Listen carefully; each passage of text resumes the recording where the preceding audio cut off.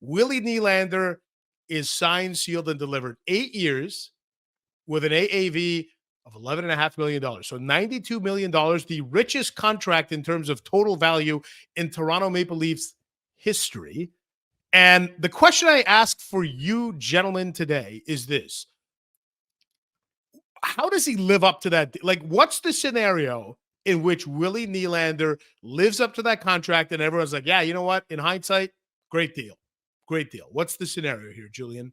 We'll start with I think he has to just more or less produce it at the same level that he's been producing at this year, or at least somewhere close to it. But that's almost impossible. But at the same time, the Leafs, they couldn't let this guy go, right? Or if they did, I mean, it would have to come up with some significant return or just find a way to justify somehow letting a guy that they draft go. I don't know how that would have worked, but it got to a point where the more he was going to produce this year, the more they ran with the risk of that price tag going up.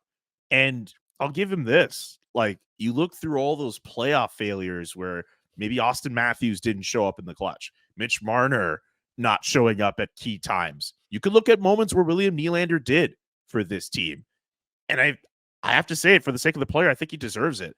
And I think if they keep, at least with that forward core that they have, they keep them together, I want to say there's a chance he could at least come close to that production. And maybe once the salary cap goes up in a few years, you eventually look at that contract and don't think of it as bloated or as expensive as we would think about it in the moment.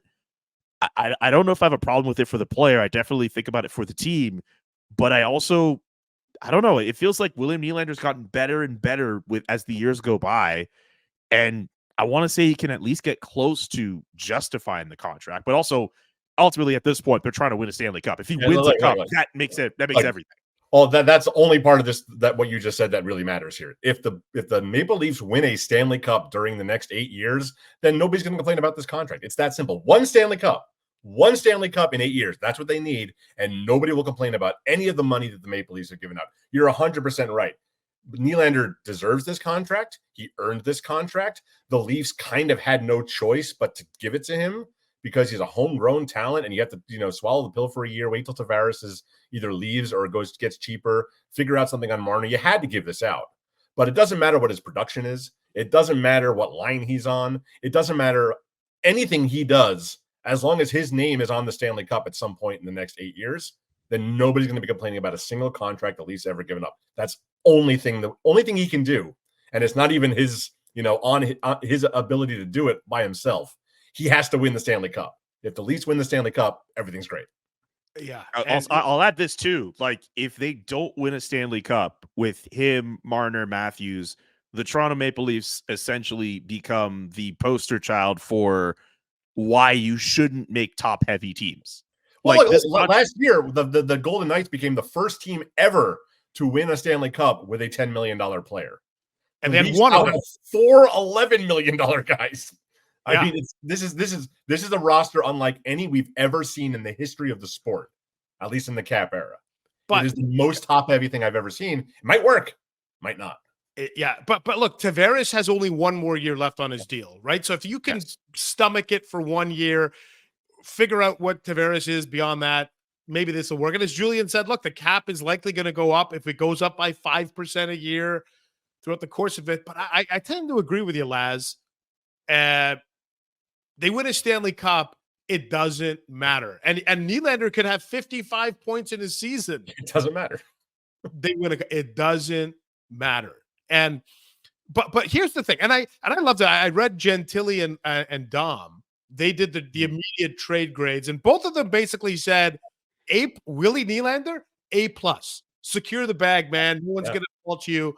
Toronto Maple Leafs, they got a grade around a C, C-. But here's the question I have for both of you, because, Julian, you're living it with Jonathan Huberdeau.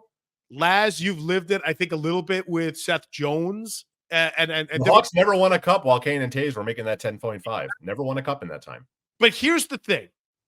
We all know how this could play out, which is Nylander's fine, but he doesn't live up to the hype. And then the market turns on him and everyone gets mad at the player. My question is, In Toronto, Ian, I'm disappointed. Please, what are you talking about? I think they chill out. No, yeah, they won't. But my question is, why, as hockey fans, why don't we direct more of the rage and anger towards the person in the general manager's chair? Yeah. Rather than the athlete himself. We act as if the athlete should have said, like John, and I'm going to use Huberdeau as an example, Julian. We act as if Huberdeau should have said, you know what, Levin, that's a lot of money. I think I'll take 8 because I don't want the headache. Come on, guys. Like, we lived this in Chicago for years with the Brent Seabrook contract. Right? Seabrook, yeah, another one. And Brent Seabrook, one of the most beloved players in Hawks history, a 3-time champion, the heart and soul of those teams. Fans hated him. Chicago turned on him so harshly in his last couple of years because his play admittedly fell off a cliff. He was not a $6.875 whatever it was $1 million player. Nobody was mad at Stan Bowman for handing the guy a contract. It was already 30 years old and giving him an 8-year deal worth all the money.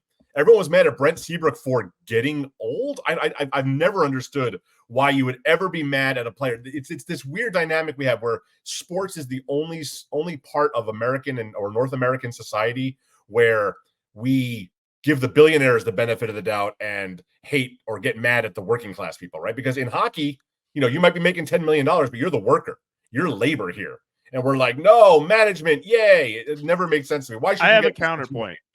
I have a counterpoint to that. I think we get mad at players, it happens, but the enemy on the other side, or I don't want to say enemy, but the person on the other side isn't necessarily management. It's ownership.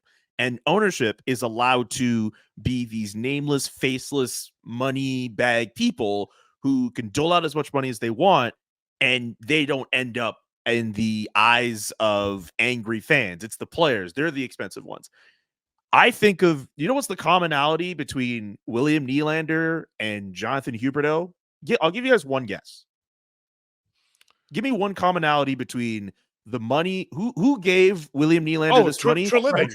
Brad Treliving. And you guys are all saying, oh, guys will get mad at GMs. I could think of a bunch of fans in Calgary right now who are very upset at the composition of their team and the contracts that they're saddled with because one man decided to give those players all that money.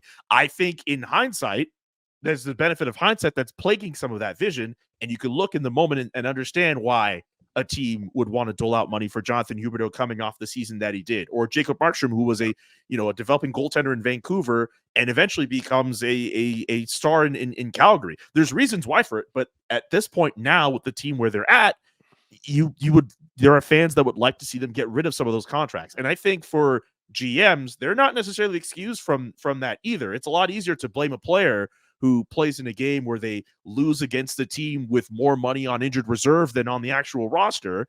But that doesn't mean the GM is excluded from any of that criticism either. I think it's ownership that gets pushed away from that, as opposed to a Craig Conroy or Brad Treliving.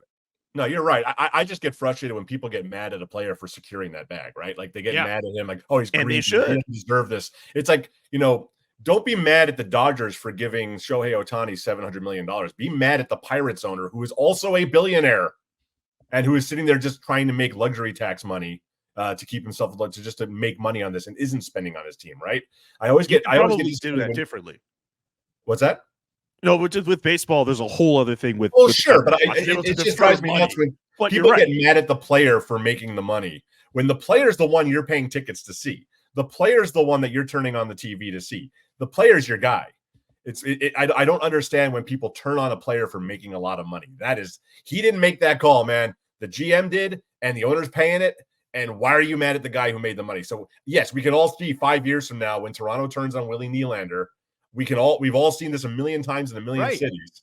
And it shouldn't happen. Nobody should be mad at Willie Nylander for getting paid. This whole in Boston, they take less money because they care about the team more. Get the hell out of here. That's not how this works. And you know who hates it when players do that, when they do take less money? When the other players. The NHLPA does. Yeah. Because a rising tide lifts all boats. It is a player's responsibility to his fellow players to get as much money as possible to raise the floor, to raise the ceiling. It is disrespectful and detrimental to your fellow brethren in your union, your NHLPA union, if you intentionally take less money than you're worth. So don't get mad at the player. I'm just trying to preemptively stop that. Yeah. No, I just want to add one more thing here. more people should be mad at the GMs, not just because of the money that they dole out to these players, but if they know they have to commit that money to that player to get them to stay, it should be on the responsibility of the general manager to ensure that they find ways to build around that team and make sure that they're good. And I for understand the record here, like Yeah. we're kind of going down a road here. We're kind of we going are, down a rabbit but hole. it's worthwhile. I think Leafs fans right now are very happy with this. They Like are. they were worried that Nylander could leave at some point, and then the last couple of weeks when all the insiders were reporting that they were moving close to, I think they understand the risks. Leafs fans are smart. They know how hockey works. They understand the risk, but they wanted Nylander to stay. Maybe they would have been happy with a 4 or 5 year deal, like a Matthews type deal. I think everybody benefits from that, but I don't think anyone right now is upset about this. We're all predicting the future here. That's all. The irony is when they get Matthews for 4 or 5 years, the fans are like, why couldn't you get him for 8? And then you get Nylander for 8. You're like, I really wish this was a 4-year deal, right? Like, there's no. I wish these players You're would not going to take make all these guys happy. 2-year deals. No. Yeah. These guys should all be taking 2-year deals. I agree with you. Yes, but they don't. That's not baked into the culture. The sport is get the security and then. I tried. I did a story on that last summer at the draft. Yes, when they had the awards guys there. I was bugging McDavid and McCarr. I was like, "Why don't you guys take 2-year deals?" And they're like, "I just don't want to have to move every couple of years. I don't want to have to think about this every couple of years. I'm like, but you'd make so much more money." He's like, and I think it was McCarr who goes, "I'm making a lot of money, man." So I don't know, man. It's just, but also job security is important, right? And we're in different spots as journalists. I mean, if someone comes up to us and says, "Hey, here's $8 million per year, 8 years guaranteed," how many of us don't jump at that? I already did. You don't get that? That's how Laz got to the Athletic. He took an 8 times 8. I gotta go, guys. I gotta talk to him. You need some representation.